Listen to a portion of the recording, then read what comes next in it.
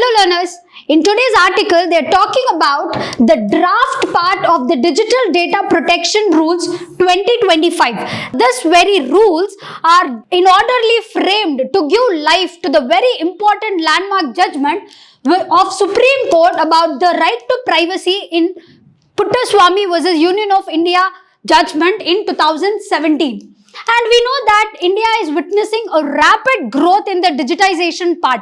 So to protect the rights, to protect the privacy, so that in orderly we can reap the benefits of the digital world, this particular rules are made, and previously we also do have an act, but to to strengthen that act in a more emphasize way, these rules are being drafted. So we will see what are the key features about this, and also we'll try to compare globally how the global world is seeking the benefits, or how are they protecting their citizens with respect to the privacy and data, and also comparison, and also we will see what are the advantages and what are the challenges regarding this particular rules. So firstly, this particular rules are brought in order to regulate the processing, the storage and the sharing of the personal data in India, and they focus mainly to safeguard the individual privacy and also promote the responsible use of data in the digital economy. See, there are a lot of words in this particular one line itself. They're talking about the digital economy. They're talking about the individual privacy and the use of data. It's very important, so that they wanted to promote taking care of all these accounts. That is why the rules are being brought. And these rules are part of the Digital Personal Data Protection Act, which was being brought in 2023 to strengthen more this act and to give life to the very judgment of the Supreme Court regard to right to privacy. This particular rules were being framed. Now, what are the objectives, or what are the key objectives these particular rules are trying to achieve? First of all, as I said, that they wanted to safeguard the data privacy of individuals and also about the public. I'll show you in the next slides. It's not just about the private people, but also public. So ensuring individuals' rights over their personal data. Who can use that data? When a citizen is uploading something on the digital platforms, now where and all that data stored can be accessed, or where and all that data can be stored, or where who can see or who can share. So such kind of data privacy things are being there. Second one, it's about the accountability. It is saying that it wants to enforce obligations on entities processing the personal data. So whoever are using that data, they have to be so transparent and so accountable for what or where and how the data is being used, and how the data is being stored, and how the data is being shared. Next, harmonization. Like aligning with the global stance. How is globally this particular issue or this particular thing has been perceived in this digitized world. So we wanted to align with the global data protection standards while catering India's unique needs. That means we wanted to go global with taking care of the local scenario. So these are the 4 key objectives with regard to these particular rules. What are the salient features now? What are the salient features of these particular rules? First of all, who or where or how it has been applicable. So it covers all entities, as I said, public and private, processing the personal data within India.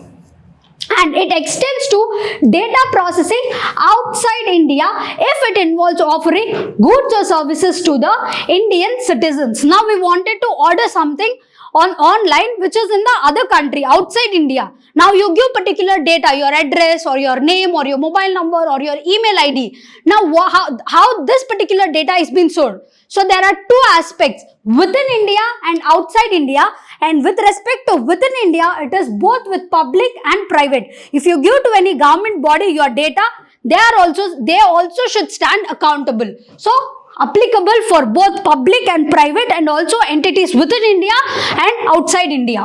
And then rights of data principles, like for the individual respective, they have right to access information about data processing. How is my particular data been processed once I have given? So I have the right to access to that particular data processing, and right to correction and erasure of data. Once I have given the data somewhere some time ago, now I don't want it anymore. I don't want it to utilize that services or that goods, anything matters. Say now I wanted to erase that particular my data from that particular platform. So I do have right to either correct it anything or to erase anything.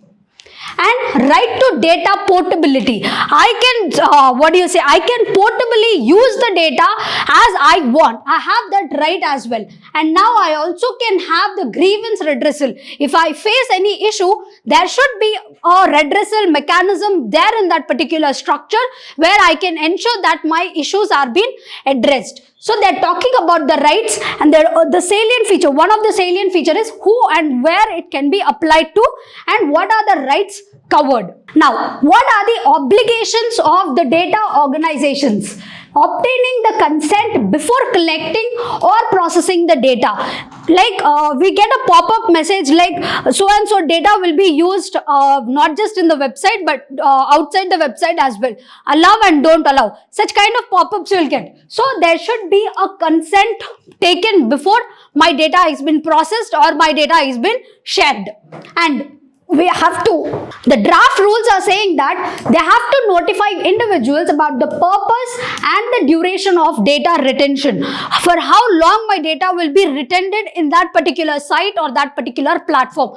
I need to be aware of it, and implementing the security safeguards to prevent the data breaches. So these are the obligations for the organization whenever they are seeking individuals' data. Now, what are the special provisions for the sensitive personal data? Now, data like health or the biometrics or financial information require explicit consent, not just one pop-up, but in detail consent from my end so clearly that your particular data will be used in respect to the sensitive topics.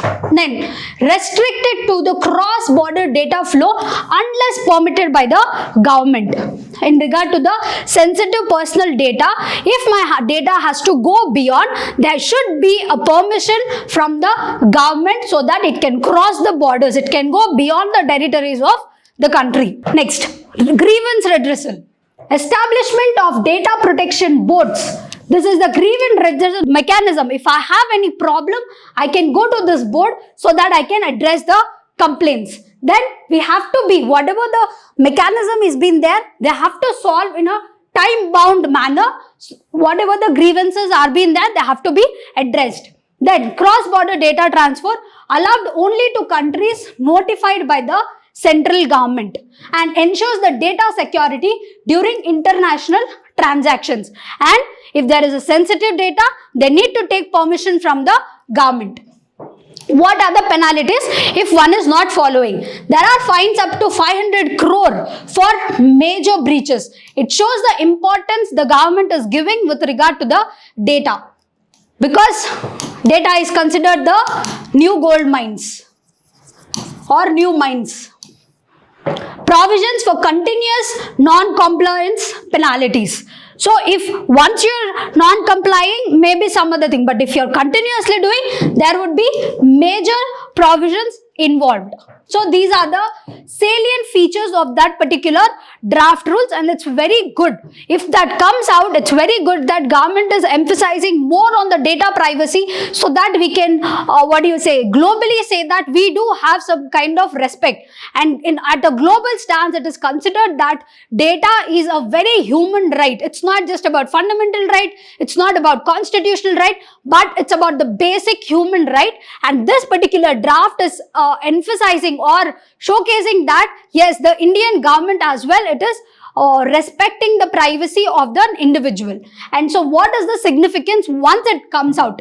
It is boosting the digital economy because it will encourage trust among the users, which will enable growth in the digital services. Because if I get some kind of a protection from anyone, I'll have some kind of safety. In the same way, because of this, they will gain my trust in orderly I can make or contribute into the digital economy.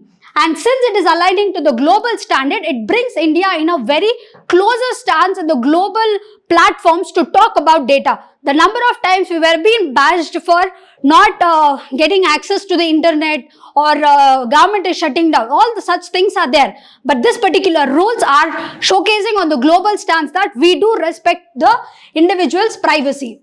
Then they wanted to protect the national sovereignty. It reduces the dependency on the foreign data processing because they wanted to ensure the localization of the data. So what are the major challenges for this? As I always say, any good policy, good rule, good act comes on the paper, but that is considered good only when it is implemented. So definitely a major problem would be of the implementation. Then the operational complexities like compliance burdens, especially for small and medium enterprises. Like how are they going to comply? For this, the answer would be either awareness or educating them. Then ambiguity in provisions, lack of clarity on certain exemptions and cross-border data flows. So whatever the provisions which are not so clear, that has to be addressed. Impact on innovation could deter startups and foreign investments due to the stringent rules. Ease of doing business would be the question. Then surveillance concerns, potential misuse of exemptions granted to government agencies. Let us not debate on this particular thing, but these are the few challenges faced or few challenges questioned regarding this particular rules. So what are the current updates as of January? The public consultation, the Ministry of Electronics and IT has published these rules for the public opinion, and there is a debate going on the cross-border transfers as well. And also they are asking or seeking the global perceptions, and also they are considering the global scenario of this particular issue. What can be done? Obviously, whatever the challenges are there, first we need to address that, and apart from that, we need to balance the regulation and innovation, simplifying the compliance with MSMEs while also maintaining the robust protection standards. So that kind of a balance is important, taking care of the vulnerable people. Then we have to, for that, if you are concerned that people might not utilize it, you need to have awareness campaigns, educate the people in so proper well, let them have a skill development regarding this particular thing. That is when they can reap the benefits of whatever the rules are there. Then we have to strengthen the grievance mechanism. Obviously, since the board has been establishing, this has to function. It should not just merely be like a toothless tiger. Then we have to have the global collaboration. We have to, every time whenever given a chance, we need to talk mostly with at the global platforms so that we can align with the global standards as well. So by having such kind of things, we would be able to ensure a secure and a responsible digital ecosystem where in order we have to address the problems of the privacy concerns and maintain the innovation, or to foster the innovation in such kind of an issue. That is when we will have a proper data privacy and the data protection in this particular digital footprint of the world. Thank you.